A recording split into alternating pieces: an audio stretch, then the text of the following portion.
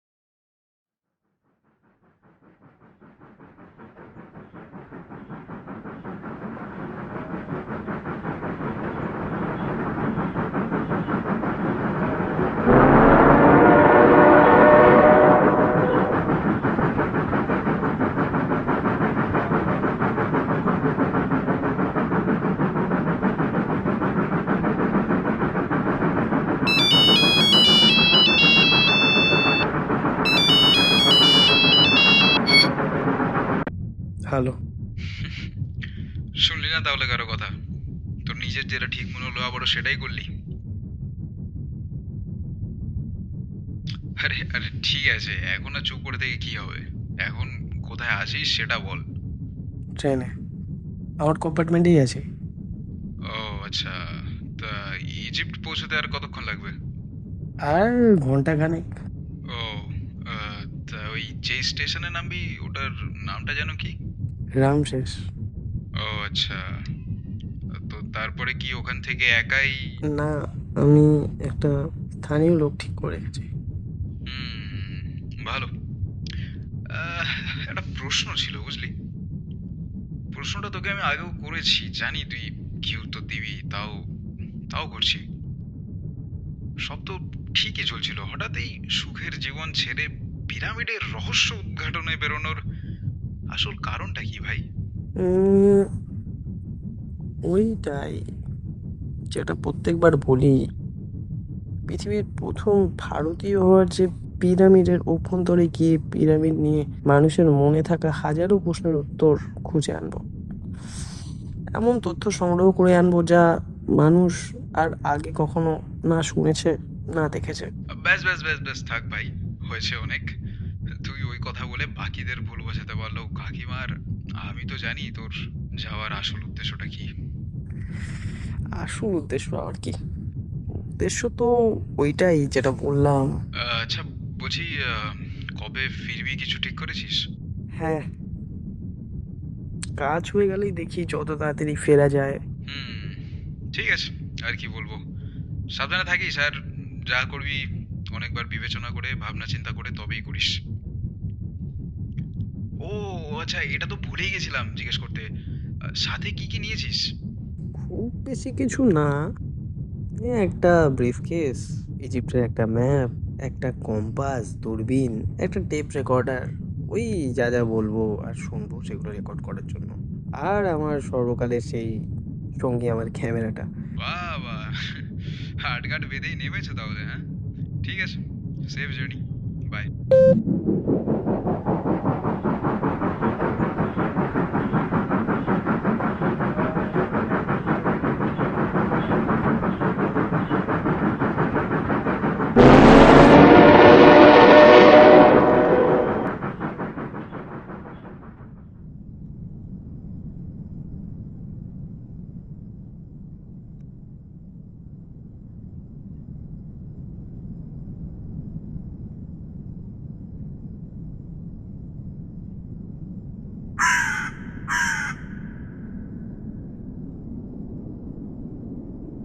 আপনি কি সামন্ত বসু?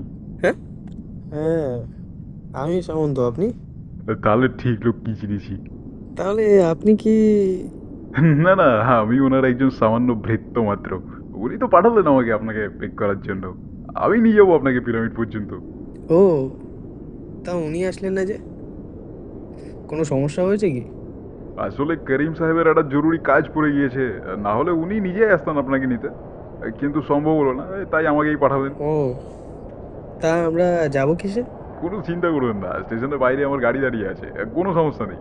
আর আমি করিমবাবুকে বলেছিলাম চিঠিতে যে একটা হেড ল্যাম্পের হেলমেটের জোগাড় করে রাখতে, সেটা? হ্যাঁ, সব ব্যবস্থা করা আছে, কোনো টেনশন নেবেন না। ঠিক আছে। আচ্ছা, তুমি কি এখানেই থাকো? কি বলছেন বড় সাহেব, আমি কেনিয়া থেকে আসছি। এই আমার গায়ের রংটাই দেখুন না। কেনিয়া থেকে আসার পরে আমি এখানে একটা কাজ খুঁজছিলাম। ও, আচ্ছা। এই স্টেশনটা তো খালি কেন?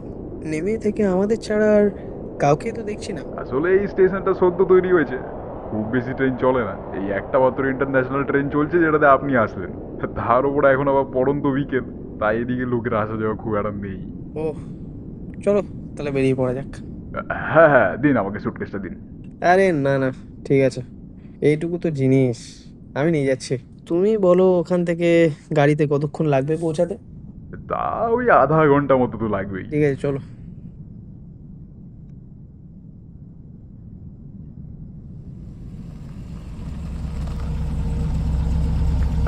হ্যাঁ, চলে এসেছি আমরা। এই হলো ঢোকার মেন গেট। অনেক ধন্যবাদ।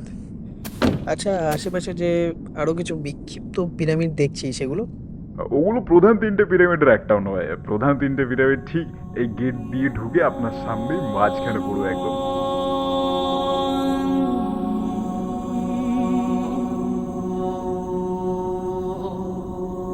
হুম, সন্ধে হতে চললো প্রায়। তুমি এবার চাইলে ফিরে যেতে পারো। আগে যাওয়ার আগে একটা কথা বলছি সাহেব। এখানে এসে থেকে স্থানীয়দের মুখে অনেক রকম কথাবার্তা শুনেছি, বেশিরভাগই খারাপ। তার মধ্যে কিছু লোককে বলতে শুনেছি যারা পিরামিডের ওই ভেতরে খোঁজ সন্ধানের কাজবাজ করে আর কি, তাদের সাথে নাকি খুব অদ্ভুত ঘটনা ঘটেছে। ওই যাকে বলে প্যারানর্মাল অ্যাক্টিভিটি। অনেকে নাকি অনেক অদ্ভুত জিনিস দেখেছে যা বাকিরা কেউ দেখেনি। এই আমার সুযোগ, একমাত্র সুযোগ। যেই লক্ষ্যে আমি এসেছি সেই লক্ষ্য আমায় পূরণ করতেই হবে। এই পৃথিবীর প্রথম আমাকে হতেই হবে যে দ্য গ্রেট পিরামিডের সকল রহস্য উদ্ঘাটন করে বিশ্বের সাড়া ফেলে দেবে। কারা বানালো, কেন বানালো, কী উদ্দেশ্যে বানালো, সব কিছু। খালি হাতে আমি ফিরবো না। এত দূর এসে আমাকে করে দেখাতেই হবে। আর এটাও জানতে হবে কি সাহেব, হলো ওই ও মানুষটার সাহেব সাথে। শুনছেন? হ্যাঁ, ও হ্যাঁ হ্যাঁ, বলো। আসলে আমি আপনাকে একটু সাবধান থাকতে বলছিলাম এই আর কি। আসলে বলা তো যায় না কখন কোথা থেকে কি হয়ে যায়। আমি দেখে নেব। তুমি এবার এসো। আচ্ছা ঠিক আছে, যেমন বলবেন। আমি তাহলে চলি।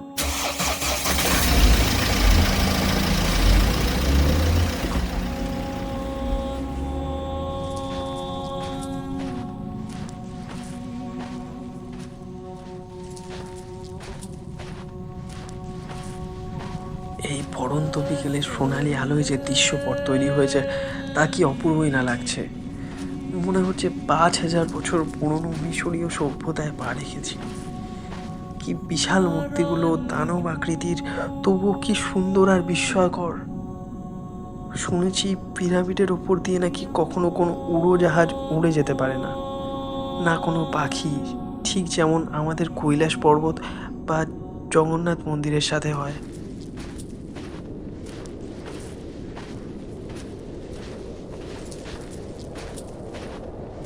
খুব সম্ভবত এই দরজার ওপারেই রয়েছে আমার কৌতূহল আর সব প্রশ্নের উত্তর।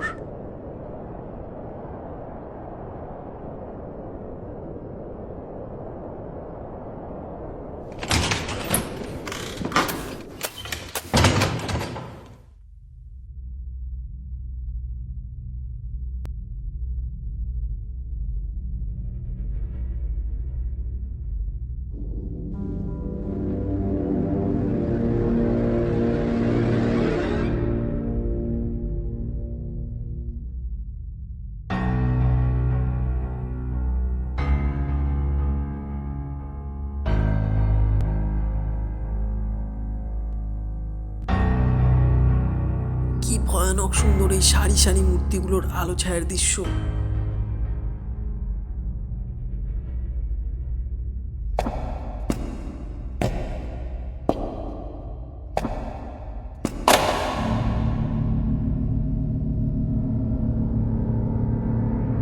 অসাধারণ।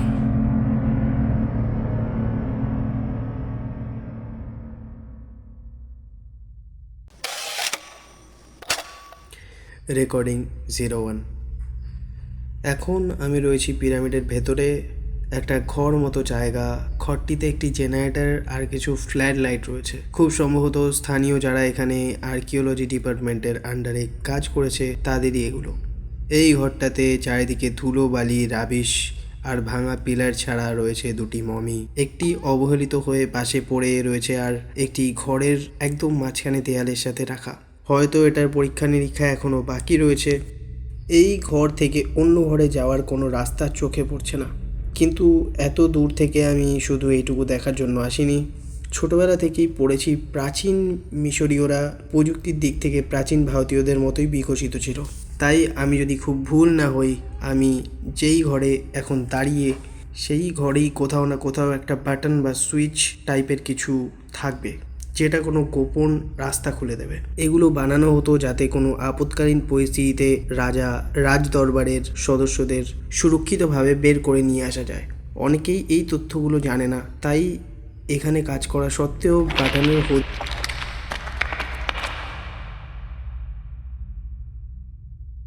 মনে হচ্ছে আমি যেটা খুঁজছিলাম সেটা পেয়ে গেছি।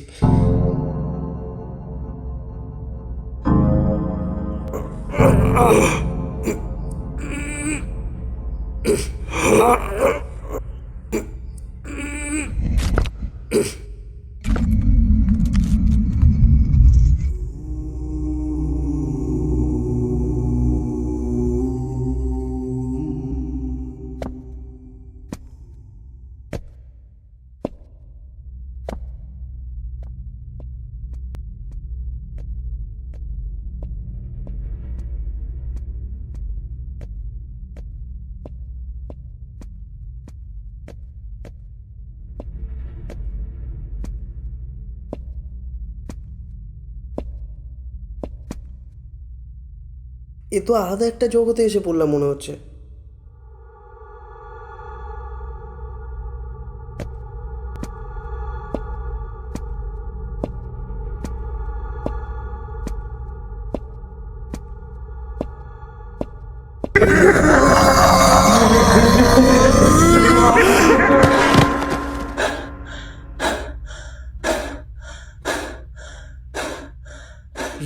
রেকর্ডিং 02। অল্প সময়ের ব্যবধানেই আমার সাথে বেশ কিছু অদ্ভুত ঘটনা ঘটেছে। এইমাত্র সবার আগে বলি, হয়তো আমার মস্তিষ্ক আমার নিয়ন্ত্রণে নেই। মাটির নিচে এত গভীরে এই প্রাচীন স্থান হয়তো আমার ভয়ঙ্কর কিছু দেখতে বাধ্য করেছে, যা হয়তো আমার দেখা উচিত নয়। যেমন এইমাত্র খুব সম্ভবত এক প্রাচীন মিশরীয় রাজা গোছের কারোর ভয়াবহ মূর্তি দেখলাম চোখের সামনে, আবার পলকেই তা হাওয়ায় বিলীন হয়ে গেল।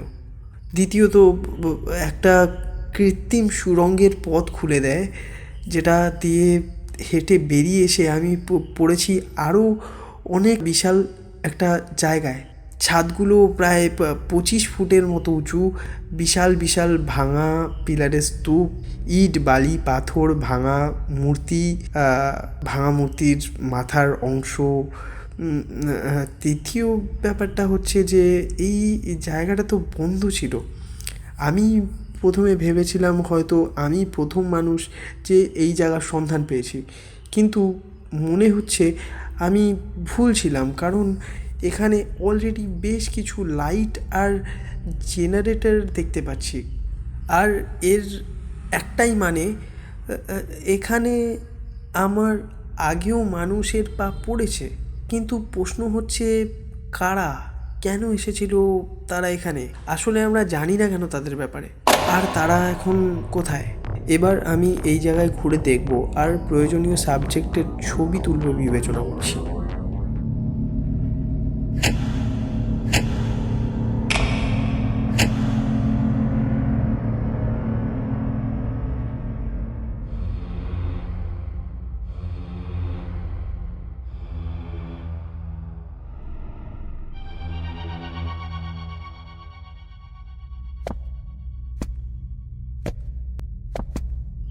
মাথায় যদি একটা মানুষ সমান হয় তাহলে তার বাকি দেহ কত বিশাল হবে।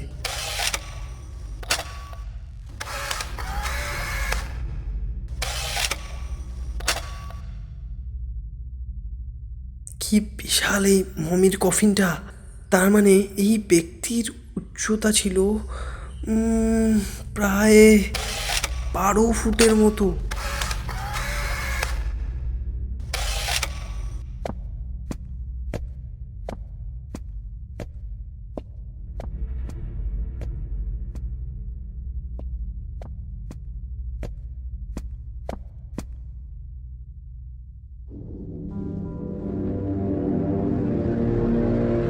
সেই সময়ের একটি প্রাচীন দেওয়াল চিত্র এখনও কি সুন্দর বোঝা যাচ্ছে।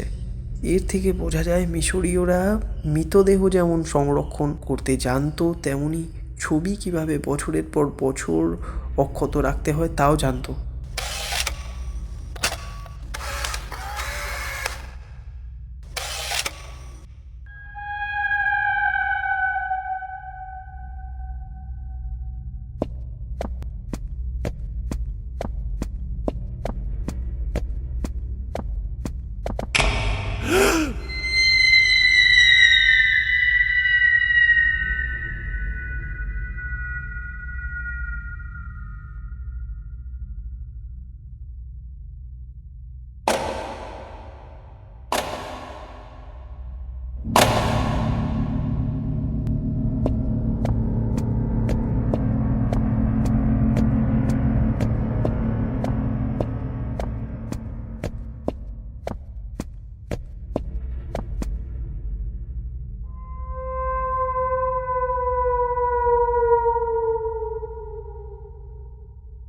গুহা? কি থাকতে পারে এই গুহার ওপারে? যে কাঠ দিয়ে আটকানো এই গুহার রাস্তা? তার থেকে বড় প্রশ্ন, এই গুহার রাস্তা কারা আটকাছে? সেই সময়ের লোকেরা নাকি যারা সদ্য এখানে এসেছিল তারা?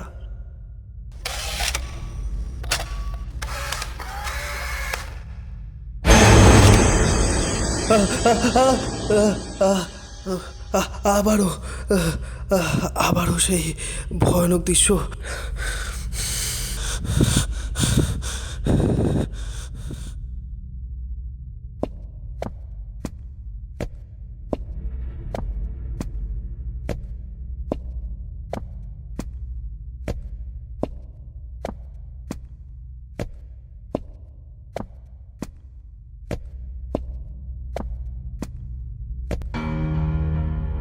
দেখে তো রাজদরবারের প্রবেশদ্বার মনে হচ্ছে। সুবিশাল কাঠের তৈরি এক বন্ধ দরজা। দেখা যাক কি আছে এর ওই পারে।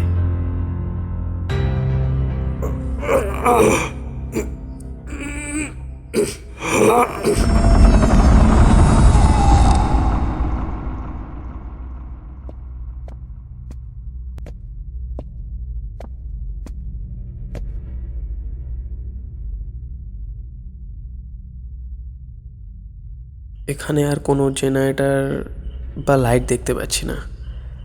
তাহলে কি এদিকে ওনারা আসেননি?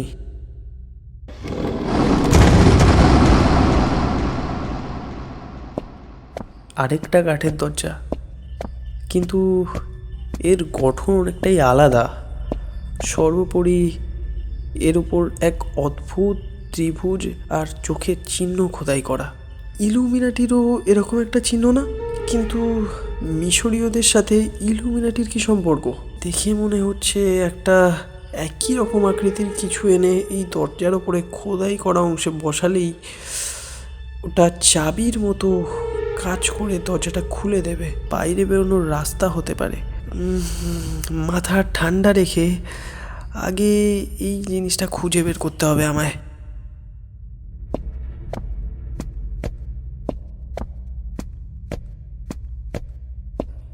আবারও একটা রাস্তা বন্ধ, কিন্তু এদিকে আবার সিঁড়ি চলে গেছে নিচের দিকে। মানে আরও অন্ধকার, আরও গভীর। কিন্তু সামনে এই বাধা পেরিয়ে আগে যাওয়া সম্ভব না আমার পক্ষে।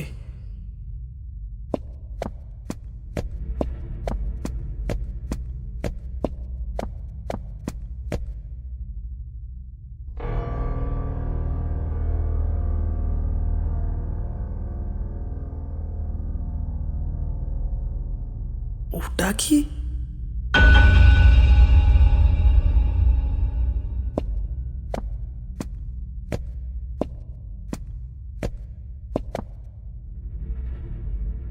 এই কাউবয় হাটটা তো এটা তো একটা চিঠি। শুরুতেই বলছি এখনো বেশি দেরি হয়নি, এখনো হয়তো চাইলে ফিরে চেষ্টা যেতে করলে পারবে, বেঁচে তাই ফিরে একবার যেতে চেষ্টা পারবে, তাই একবার চেষ্টা করো ফিরে যাওয়ার, এখান থেকে অনেক দূরে পালিয়ে যাওয়ার, যদি সম্ভব হয় তাহলে। যদি সে ফিরে যেতে দিতে চায় তোমায়। জানি না আমার এই লেখা ভবিষ্যতে কেউ পড়ছে কিনা, পড়লেও কত মাস, কত বছর কিংবা কত যুগ পরে তা জানার খুবই ইচ্ছে হচ্ছে, কিন্তু ঈশ্বরের কাছে প্রার্থনা করি কাউকে যেন এই লেখা কখনো পড়তে না হয়। কারণ আমি চাই না আমরা যেই ভুল করেছি সেই একই ভুল আবারও কেউ করুক। আশা করি যে এই লেখা পড়ছে সে আমার এই ইচ্ছের কারণ কিছুটা হলেও বুঝতে পেরেছে। এতদূর আসার পথে হয়তো অনেক বৈদ্যুতিক যন্ত্রপাতি সে দেখেছে, হ্যাঁ ওগুলো আমাদেরই ব্যবহার করে ফেলে আসা। আমার সঙ্গে রয়েছে আমার এক বিশ্বস্ত বন্ধু। আমরা এসেছিলাম পিরামিডের অজানা রহস্য সমাধান করতে। আমি একজন আর্কিওলজিস্ট, প্রাচীন তথ্য সংগ্রহ করাই ছিল আমার মূল উদ্দেশ্য।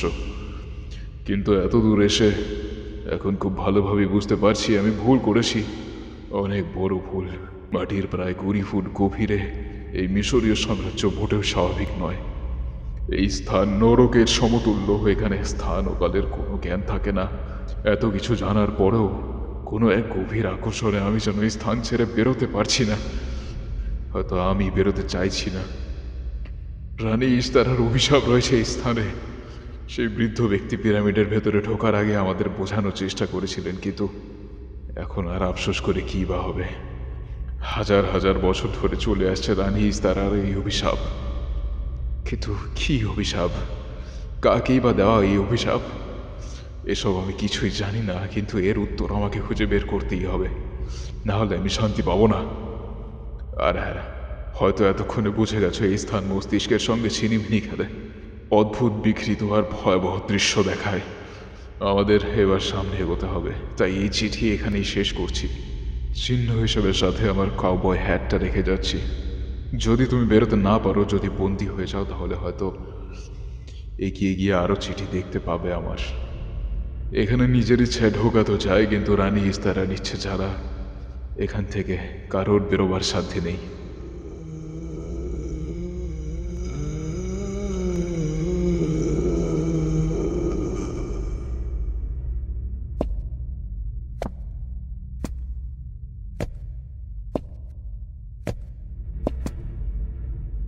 কে কে আপনি?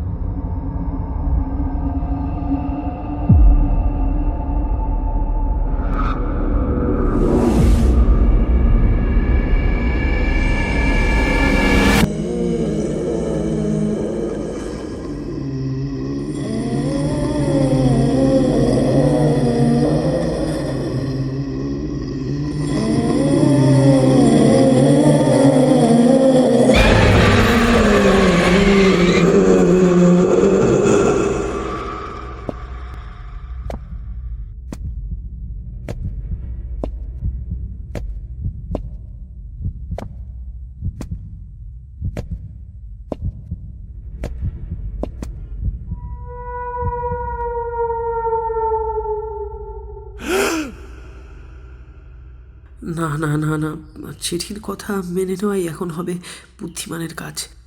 এমনিতেও আগে যাওয়ার সব রাস্তা বন্ধ, যেই পথে এসেছি আমি এখনই সেই পথেই ফিরে যাব।